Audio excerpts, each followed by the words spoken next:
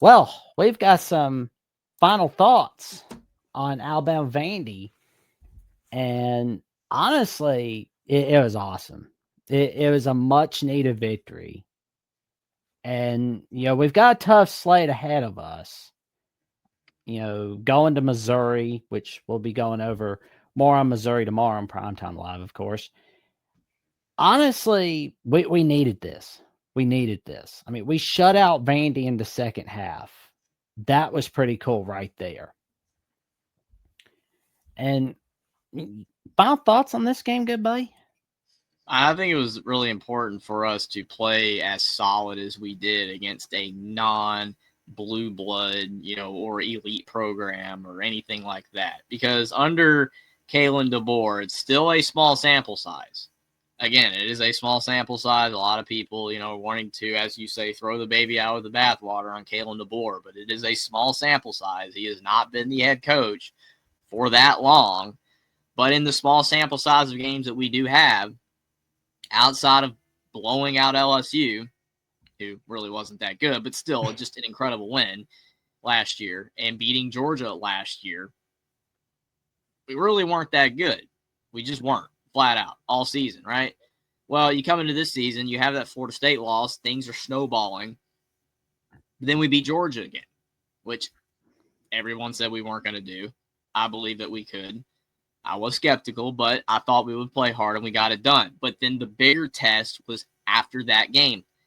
Could we continue to play well against a non-power in Vanderbilt? Despite it being as improved as they are, they're not a traditional great team. Not supposed to be all that good. Still a massive talent gap between Bama and Vanderbilt. We should easily win. But if last year taught us anything, this game was not a given. We could lose. Well, we did not, and we played very well. So that obviously has got Alabama fans feeling a whole lot better because it showcases that not only could Alabama play well against an elite team or a team that we normally would play well against because it's a big rivalry game like LSU or a big team in Georgia. You always want to knock them off. Plus, we have that confidence of beating Georgia because we've dominated them for so long. But now we also followed it up with a top 25 win against Vanderbilt to showcase that, things are trending in the right direction. The Georgia game, it was not a fluke, or we just didn't have so much more effort in that game, and it just fell off in this game. The effort in this game was good. Early on, there was a couple mistakes, but the key, like you said, Jackson, earlier, no points in the second half for Vanderbilt. We shut them out in the second half. Pavia was not himself. He looked human. Definitely hurt his Heisman odds. And Alabama was good on both sides of the ball. I mean, outside of Ty Simpson's pick, you really can't ask for much better from the offense. We ran the ball well. We threw the ball well. And the defense was stellar.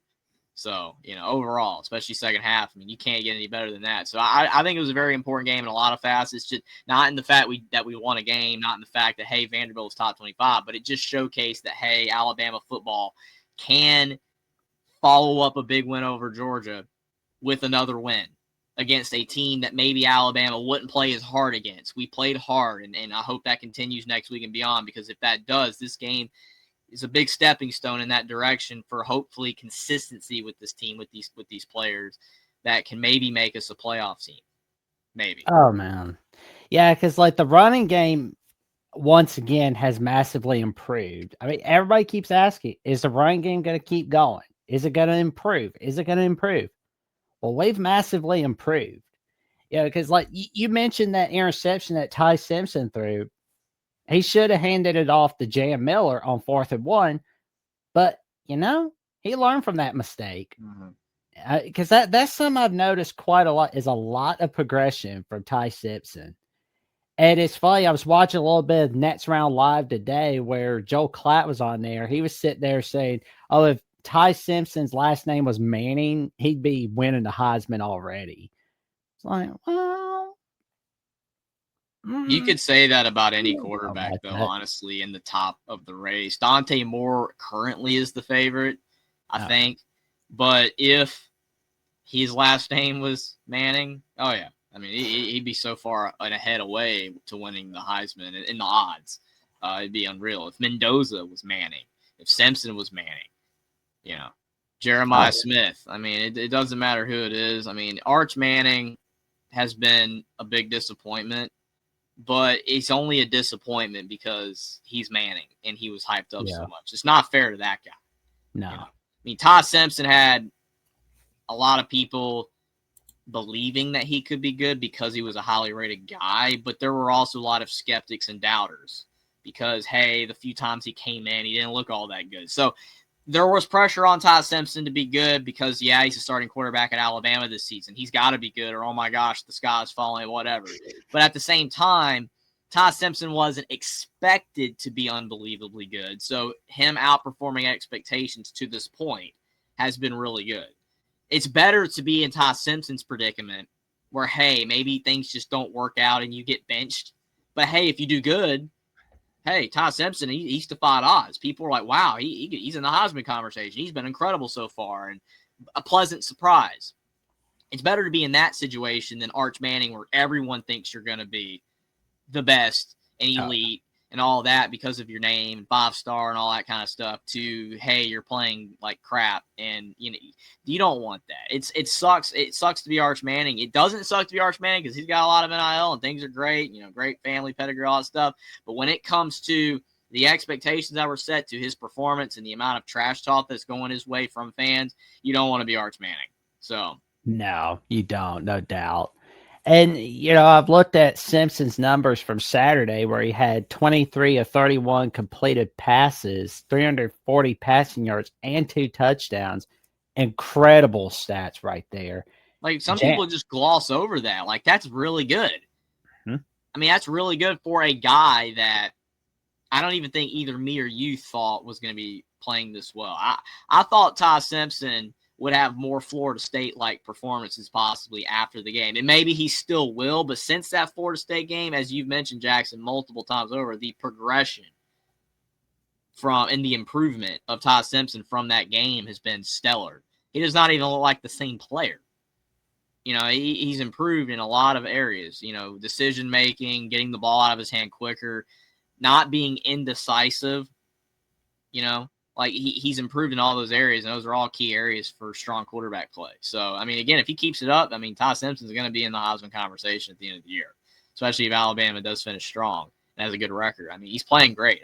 I'm very, very, very happy with Todd Simpson. I was not expecting him to be this good so far. Oh, again, man. it's so far. There's a lot of season left, but he's been really good. Oh, man. Plenty of football left remaining for the Crimson Tide. And, you know, the stats of Miller, 22 carries, 136 rushing yards, and 1 touchdown. Especially the last touchdown while we were live on air for the post-game show. Oh, that was sweet. And again, Jam Miller is our best running back. He is our best running back.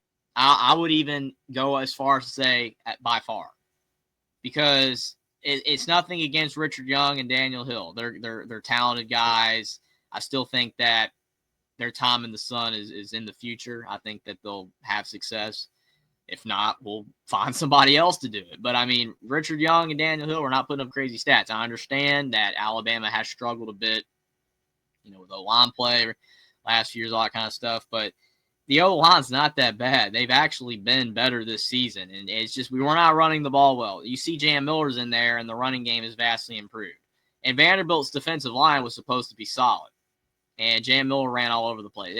That was closer to a vintage Alabama running back performance in a game than we've seen in a while. It was a very pleasant surprise to see that, and it was a big reason we put him away. We kept the ball out of Pavia's hand. That's how you win games, is by keeping the ball out of the other team's hands. You want to go on those drives. You want to go, you know, on a 15-play, 9-minute drive and a touchdown. And Alabama, at the end of the game, just play keep away from Vanderbilt. That's not what we've been doing under DeBoer. It was really nice to see that. And Jam Miller was the spearhead of that. Oh yeah, I mean, like we got more energy now. Like it's just rolling. We're just rolling.